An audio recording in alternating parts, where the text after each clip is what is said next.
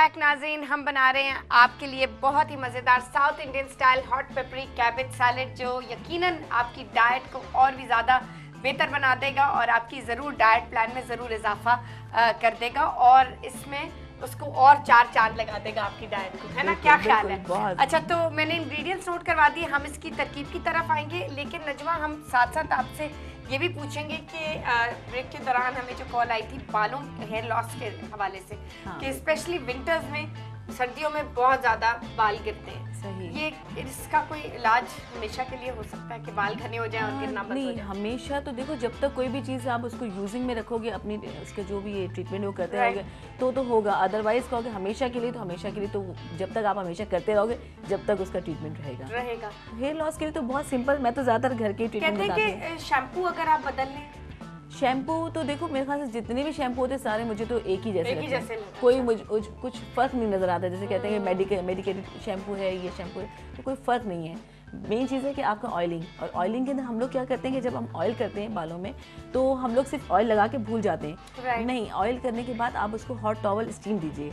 Steam देने से ये होता है कि आपकी स्किन के जो पोर्स होते हैं वो ओपन होते हैं, तो वो जो आपने ऑयल लगाया वो अंदर पेनिट्रेट होना शुरू होता है, फिर वो आपको फायदा देता है। और इसकी जरूरी नहीं कि आप पूरी रात लगा के सोएं, आप नहाने से 2 घंटे पहले 2 घंटे पहले ऑयलिंग आप करें। हाँ, तो उससे बहुत फर्क पड़ जाता है। तो अब आजकल की जनरेशन तो वैसे ही ऑयल से भागती है कि ऑयल लगाना जरूरी नहीं समझती है। ऑयल बहुत जरूरी है। नहीं तो लेकिन उसको मतलब कोई खास किस्म का ऑयल या 3-4 किस्म का, मैं थोड़ा सा एक इसको तरकीब बताती हूँ। एक ऑयल हमें तरकीब बताइए हेयर लॉस के बारे में, कि इसमें जो है ना आप थोड़ा सा जैसे एक इक्वल क्वांटिटी के अंदर नारियल का तेल, और तिल का तेल नोट भी करना। अच्छा, नारियल का तेल, तिल का तेल, ठीक है, नारियल तेल और कलौंजी ऑयल ले लीजिए। अच्छा, और इसमें जो है ना वो मेथी दाना जो है इतनी मतलब मिकदार के अंदर मेथी दाना ले लीजिए और इसको खूब पका ले।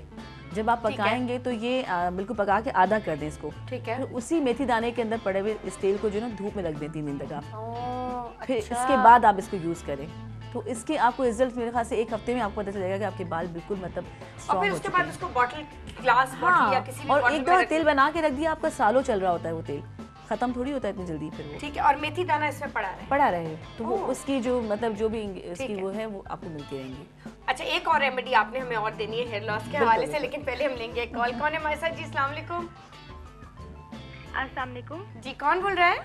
अक्सा बात कर रही हूँ। जी अक्सा, कहाँ से बोल रही हैं? कराची से बात कर रही हूँ। जी अक्सा जी, आपने जो डाइट का बता रही है ना, जी जी, मुझे वो चाहिए प्लान। बिल्कुल आपको मिलेगा। आप दोबारा कॉल करके अपना पूरा नाम और अपना मेलिंग एड्रेस लिखवा दीजिए ताकि हम आपको मेल आउट कर सकें।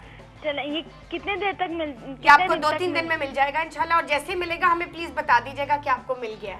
अच्छा जी, और एक और मसला मेरे साथ है। बताइए। मेरी जो स्किन है ना जी, रेड हो जाती है सर्दियों में अक्सर। अच्छा जी, तो अभी नजमा आपको बताएंगी कि इसका क्या इलाज हो सकता है। ठीक है जी जी, ऑन एयर सुनते रहिएगा। Okay, thank you Aqsa. अभी मैं मतलब थोड़ी देर पहले तुमसे यही बात हो रही थी आमना, कि मैं फूड्स के हवाले से बात कर रही थी कि फ्रेश चीज़ें जो होती हैं वो आप अपना मतलब उसमें लें।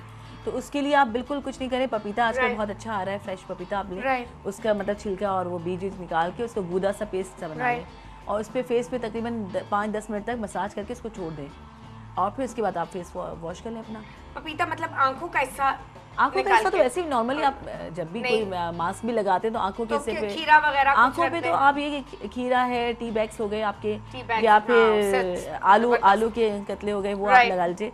तो ये चीजें आप कर सकते हैं इसके अंदर। खीरा और आलू दोनों डार्क सर्कल्स के लिए बहुत ज्यादा अच्छे होते हैं, क्योंकि एक तो इनका नेचुरल फॉर्म होता है नजमा, और दूसरा ये कि इनसे जो फ्रेश इनके जो असरात हैं वो डायरेक्टली आपकी जो डार्क सर्कल्स और जो ये पफीनेस हो जाती है, सूज जो जाता है एरिया, वो तो वैसे भी नॉर्मली अक्सर खाते, खुद मेरी भी होती है, सूखी होती है तो ये सच है बहुत ज्यादा, बट वो काफी देर सूजा रहता है। हाँ, तो उसके लिए बेस्ट ये है कि फौरन अगर आप उठते हैं उसके बाद आप ये कि लगा लें, उसके बाद आप खीरा लगा के मतलब थोड़ी देर छोड़ दें 5-10 मिनट के लिए, तो वो फौरन आपकी स्किन आइज का जो हिस्सा है वो कंट्रोल कर लेता है। तो मुझे ये बताएं कि इस तरह तो हमने ये जो ब्लैक डार्क सर्कल्स हैं उनकी तो बात कर ली, लेकिन हमें ब्लैक हेड्स का कुछ बताएं। ब्लैक हेड्स का मेरे ख्याल से लास्ट मैंने प्रोग्राम में बताया था ऑन एयर। उसके बाद हमें बहुत सारी इंक्वायरीज आई, ईमेल्स आई और मैंने कहा अच्छा, आज मैं एक और इसकी टिप बताई थी, लास्ट टाइम तो मैंने बताई थी, अब ये दूसरी टिप ये इसके ये है कि ब्लैक हेड्स के लिए बहुत सिंपल है कि खीरा आप लेके ना उसको कद्दूकश कर लें। कद्दूकश करने के बाद उसको जो है ना आधा कप पानी में बॉईल कर लें और इतना कर लें कि वो उसका पानी बिल्कुल जूसी हो जाए, वो खीरा जो है। अच्छा, वो पूरा वो मिक्स हो जाए। हाँ, मिक्स हो जाए। अच्छा, उसके बाद उसको मलमल के कपड़े में लेके उसको छान लें उस पानी को। अच्छा। और छान के उसको फ्रिज में रख दे ठंडा होने के लिए। जब जितनी दफ़ा दिन में आपको मौका मिले वो फेस पे पूरे जहाँ ब्लैक हेड्स हैं वो आप उसको लगाते रहें ना कॉटन से। अच्छा, और उससे क्या होगा? उससे लगा के छोड़ देंगे तो उसके बाद ये होगा कि वो जहाँ जहाँ आपके ब्लैक हेड्स हैं वो बिल्कुल मतलब सॉफ्ट होके बाहर निकलना शुरू कर देंगे। लेकिन इसमें आप मसाज कर किसी भी मतलब क्रीम से या किसी से मसाज करके फिर वो आप इजीली बाहर निकाल लें इसको। नहीं, वो तो ठीक है, लेकिन उससे थोड़ा ड्राई नहीं हो जाएगी स्किन? नहीं, ड्राई तो मैंने आपको बताया ना कि उसके बाद आप क्रीम कोई भी लगा के मसाज से निकालें आप उसको। राइट। अच्छा, कोई भी मॉइस्चराइजर क्रीम लेके उससे मसाज करेंगे आप तो वो इजीली निकल आएंगे ब्लैक हेड्स। अच्छा, आराम से निकल आएंगे। हाँ, वो तो उसको कोई मतलब कोई वो एक स्टिक भी तो मिलती है ना जिससे आप आराम से ब्लैक हेड को रिमूव कर सकते हैं। वो तो देखिए वही बात है ना कि आप स्टिक कितनी खरीदेंगे, खरीदना भी क्योंकि वो भी अच्छी खासी एक्सपेंसिव होती है। अब वो आपको पता चला ब्लैक हेड्स नोज के अलावा आपकी फेस पे चिक्स पर हैं आपके, सम टाइम आपके चिन पर भी होते हैं, तो फिर वो आप कहाँ तक आप यूज करेंगे? हाँ, वैसे ये भी है। तो ये आपका घरेलू टोटका ऐसा है कि इसमें खर्चा नहीं है आपके पास। खर्चा नहीं है, और फ्री ऑफ कॉस्ट है और इफेक्टिव भी बहुत है, बस है ना? तो इसका फायदा भी है और नुकसान कोई नहीं है और हर एक की मतलब यही मैं समझा रही थी कि हर्बल टोटकों का तो फायदा ही फायदा, नुकसान नहीं। क्योंकि स्ट्रिप से जब आप निकालते हैं तो क्या होता है स्किन भी ज़रा लूज जाती है जब आप खींचते हैं उसको, आपको उसके तरीके नहीं पता।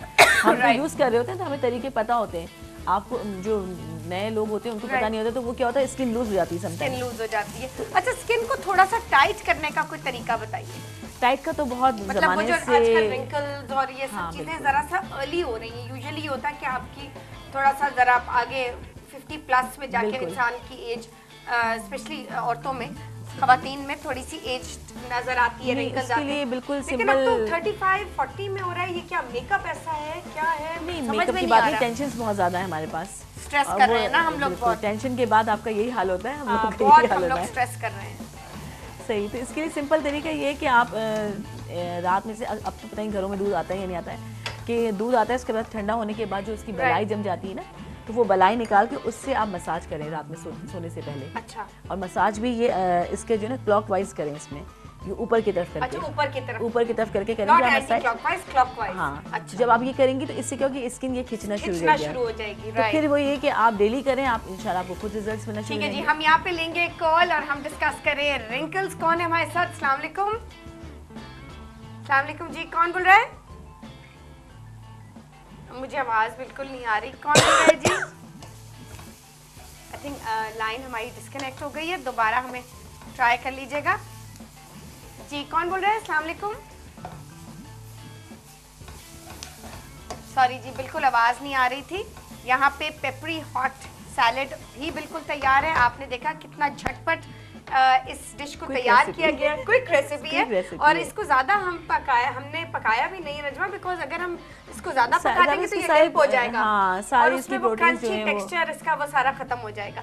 तो नाज़रीन, यहाँ पे हम लेंगे एक छोटी सी ब्रेक, वापस आके ये जबरदस्त क्रंची पेपरी सैलेड आपके लिए सर्व करेंगे और आपसे मजीद करेंगे बहुत सारी ब्यूटी और हेल्थ पे बातें। So don't go away, stay with us and we'll be right back.